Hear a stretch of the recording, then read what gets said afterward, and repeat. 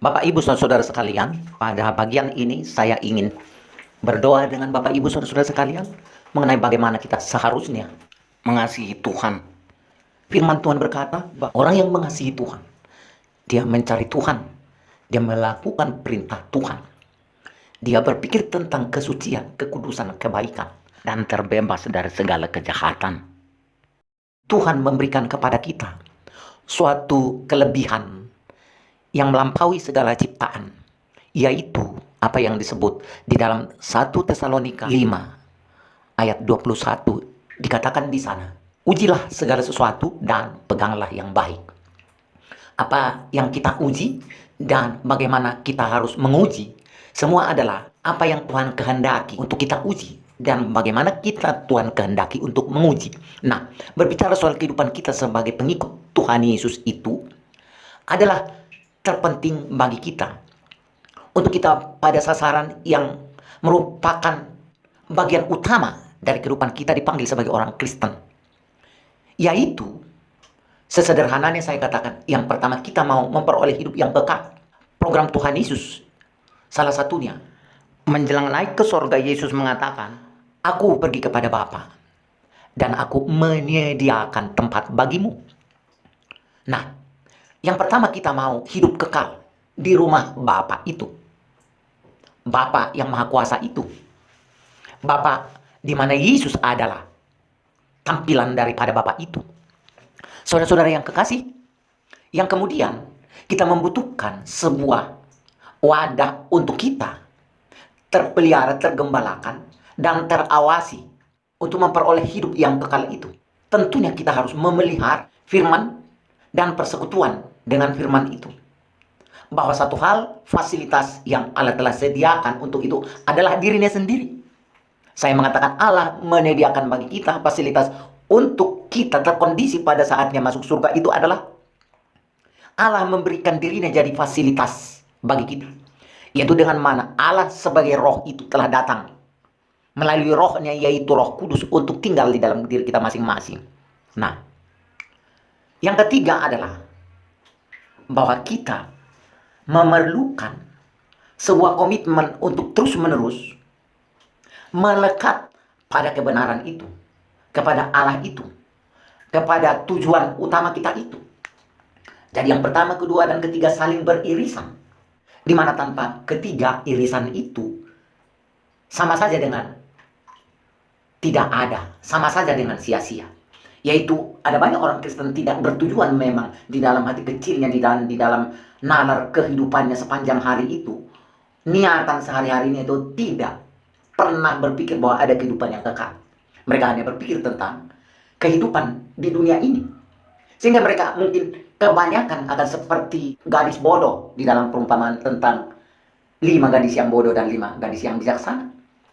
Lalu kemudian bahwa kita menggunakan kesempatan, menggunakan anugerah besar di mana Roh Kudus dikaruniakan kepada kita, yang adalah diri Allah sendiri yang hadir menguasai hati dan pikiran kita. Ketika kita memang terbuka, ketika kita membuat diri kita sebagai bejana untuk Dia tinggal, ketika kita membuat diri kita sebagai hamba untuk Dia menjadi raja, ketundukan yang maksimal dari kita terhadap Tuhan, Tuhan itu menjadi sangat langsung datang kepada kita ketika kita mendengar, mengerti apa yang Dia firmankan. Seperti bagaimana Alkitab telah menjelaskan satuan kebenaran itu di dalam Yesus Kristus. Nah, kemudian pada komitmen yang ketiga, di mana kita harus berdaya upaya sebanyak-banyaknya untuk hidup pada tujuan itu, untuk hidup di dalam semangat bersama Tuhan setiap hari, dan mengurangi semangat-semangat manusia yang berakar pada keinginan seperti orang dunia mencari kebahagiaannya dan ingin mengeksekusi kesukacitaan versi manusia-manusia yang belum mengenal Tuhan itu. Saudara-saudara, maka masuklah kita kepada satu ayat yang disebutkan di dalam 1 Tesalonika 5 ayat 21 ini, supaya kita menguji segala sesuatu. Apa saja yang kita uji? Kita menguji diri kita. Kita menguji sebuah objek pelaksanaan kebenaran itu. Kita menguji gereja-gereja di dalam pengertian awalnya, kumpulan-kumpulan orang-orang yang beribadah dan berorganisasi itu. Kita harus menguji semuanya itu. Kita menguji guru-guru, kita menguji agama-agama, kita menguji organisasi-organisasi. Saudara-saudara, pada tahun-tahun terakhir ini saya sedang berpikir tentang mungkinkah sebuah komunitas itu melaksanakan firman sebagaimana firman itu telah ditampilkan di dalam Alkitab. Dari berbagai pejabat-pejabat organisasi-organisasi gereja, termasuk umatnya yang fanatis dengan suatu gereja. Pada umumnya, apa yang mereka tuturkan di dalam membela suatu kebobrokan gereja itu, mereka sering mengucapkan kalimat-kalimat yang sangat umum. Tidak ada gereja yang sempurna. Tidak ada gereja yang sempurna. Dan ini adalah senjata yang paling kuat untuk kemudian seolah-olah kita tidak perlu mengoreksi gereja itu. Seolah-olah kita tidak perlu mengatakan bahwa jikalau satu organisasi besar memiliki ribuan pendeta, tetapi ribuan pendeta ini secara terus-menerus dipimpin oleh satu keluarga. Lalu kemudian pada proses keuangannya, ketika tidak ada laporan, ketika tidak ada pengalokasian yang berkeadilan, kita selalu berkata jangan bicara soal uang. Mari kita berbicara tentang kesetiaan. Jangan lihat manusia, lihat Tuhan saja. Jangan lihat pimpinan dan pejabat-pejabat gereja, lihat Tuhan saja. Apakah kalimat ini mengandung kebenaran?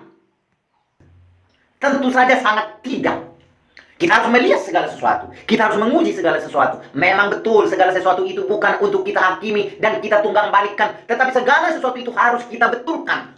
Dan harus kita pegang yang baik. Apa yang dimaksudkan supaya kita pegang yang baik? Kita ubah narasinya menjadi jangan pegang yang tidak baik. Lalu kita disuruh menguji segala sesuatu dan berpegang kepada yang baik. Maka jangan berpegang kepada yang tidak baik. Apapun itu. Apakah itu berdoa? Apakah itu berkhotbah? Apakah itu segala sesuatu yang sifatnya canggih, modern, heboh, dan luar biasa, hebat. Ada banyak kehebatan-kehebatan yang menghebohkan orang-orang awam pada khususnya, saudaraku. Tetapi sesungguhnya belum tentu sesuatu yang baik. Apa yang kita bicarakan tentang baik di sini adalah baik di dalam standar kerinduan pada 3 poin itu tadi. Untuk kita masuk surga, untuk kita bersama-sama dengan Tuhan, dan untuk kita terpelihara di dalam sebuah kesetiaan permanen dengan Tuhan. Nah, ketika kerikil-kerikil dari dosa-dosa dunia ini dimasukkan dalam gereja, sampah-sampah dan keinginan-keinginan buruk dan busuk ini menguasai gereja, seolah-olah relatif baik.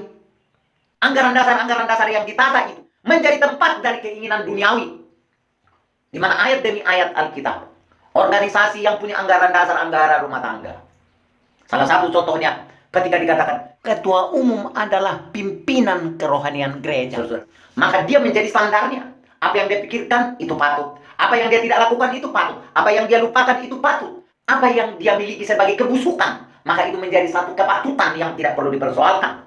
Tetapi Alkitab mengatakan, Bapak Ibu Saudara dikasih dalam nama Tuhan, supaya kita itu sesungguhnya memperbaiki, mencucikan, mengoreksi, meningkatkan, membuat keseimbangan, membuat keadilan, membuat semua sama-sama bahagia, membuat semua sama-sama bersuka cita, membuat semua sama-sama kenyang, membuat semua sama-sama berkejayaan, berkemenangan di dalam iman.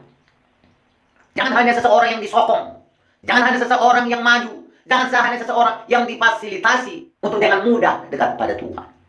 Tetapi persoalannya bukan semata-mata kita bicara soal keadilan di dalam perspektif dunia. Tetapi karakter keadilan itulah yang harus ada. Karakter keadilan tentunya bukan soal angka-angka bahwa 50.000, 100.000 itu tidak sama. Tetapi masalahnya adalah ketika hati nurani oknum-oknum dari pejabat gereja dan orang-orang yang terbodoh yang cari muka untuk mendapatkan sesuatu, setidaknya apresiasi dari manusia. Sering orang menjadi seolah-olah alim sekali. Ternyata tujuannya untuk mencapai sebuah apresiasi duniawi, sehingga terkesan mereka menjadi orang yang sangat alim di dalam gereja. Mereka sangat alim terhadap pejabat gereja, tetapi mereka sangat garang terhadap yang bukan pejabat gereja. Karena di dalam hal organisasi, gereja memang telah menjadi sebuah kerajaan dunia, di mana yang menguasai sistem dan yang menguasai pikiran tidak ubahnya dengan orang-orang dunia punya visi misi. Bagaimana mereka menjadi besar, bagaimana mereka menjadi dilayani, bagaimana mereka memiliki kedudukan di sebelah kanan dunia, bukan di sebelah kanan Tuhan. Saudara-saudaraku, tetapi satu hal yang harus kita mengambil tindakan, bergerak, bertindak adalah membangun sebuah kebenaran Yang mana kebenaran itu adalah kebenaran Tuhan sendiri. Dan standar untuk sesuatu yang benar, kepatutan untuk sesuatu yang benar, sesungguhnya telah kekal. Sesungguhnya itu kekal. Yaitu apa yang kita lihat di dalam teladan Yesus, dan teladan murid-murid Yesus, dan teladan gereja Yesus di dalam Alkitab ini. Telah dibuat kepada kita sampel-sampel untuk segala sesuatu kita bekerja di dalam kerajaan Tuhan itu. Di dalam Alkitab ini semua sudah ada. Bagaimana sampel untuk membagi uang, untuk mengumpul uang, untuk mengangkat pejabat, untuk kerjasama, untuk penuh Roh Kudus, untuk dibaptis, dan semua hal. Jadi Alkitab telah mengajarkan teorinya dan prakteknya, serta pikiran yang terdalam dan paling terang untuk kita hidup di dalam kebenaran itu. Tetapi para teolog-teolog ternyata kebanyakan adalah mengarang-arang berdasarkan asumsi, persepsi, dan apa yang mereka pikirkan. Seolah-olah Alkitab ini belum menjelaskan kepada kita bagaimana seharusnya gereja. Teolog-teolog dan guru-guru di dunia ini, guru-guru gereja secara awam, guru-guru perusahaan gereja itu, mereka berusaha supaya seolah-olah Alkitab ini belum menjelaskan seterang-terangnya bagaimana seharusnya gereja. Penyelidikan saya yang terutama saya temukan adalah, apa yang telah saya uji adalah bahwa ternyata saudara, gereja secara organisasi sedang berkata bahwa Alkitab belum menjelaskan, bahwa Alkitab belum berbicara secara terus terang, bahwa Alkitab belum memberikan contoh, bahwa Alkitab belum menjelaskan kepada kita seterang-terangnya. Seolah-olah organisasi-organisasi gereja ini sedang berkata, kita hanya mengerti Alkitab berdasarkan upaya teologis dari bapak-bapak gereja.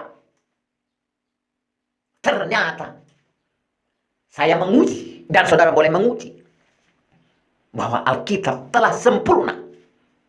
Alkitab telah sempurna tanpa pikiran-pikiran dari manusia yang pintar. Apalagi pikiran-pikiran dari manusia yang bodoh-bodoh, yang jarang makan sayur dan buah.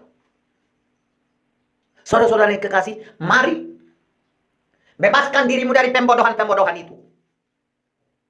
Pendeta-pendeta yang menjadi pemilik mental kambing, pendeta-pendeta yang hanya memiliki mental menyelamatkan diri secara daging, memikirkan dirinya sendiri tanpa memikirkan bagaimana Tuhan mau kerajaannya tampil sebagaimana seharusnya dikehendaki oleh Tuhan. Mari Bapak Ibu, mari saudara-saudara pendeta-pendeta, hamba-hamba Tuhan penginjil, dan siapapun saudara yang merasa terpanggil untuk itu, berhentilah menjadi orang yang bermental kerdil.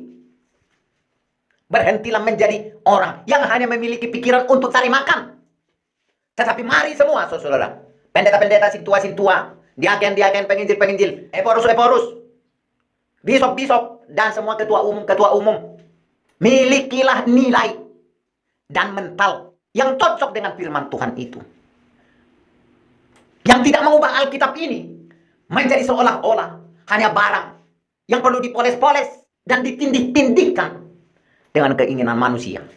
Dari soal keuangan, dari soal jabatan, dari soal cara membangun kerjasama, dan dari soal ketidakseimbangan alokasi keuangan, itu harus semua dibereskan. Haleluya. Haleluya.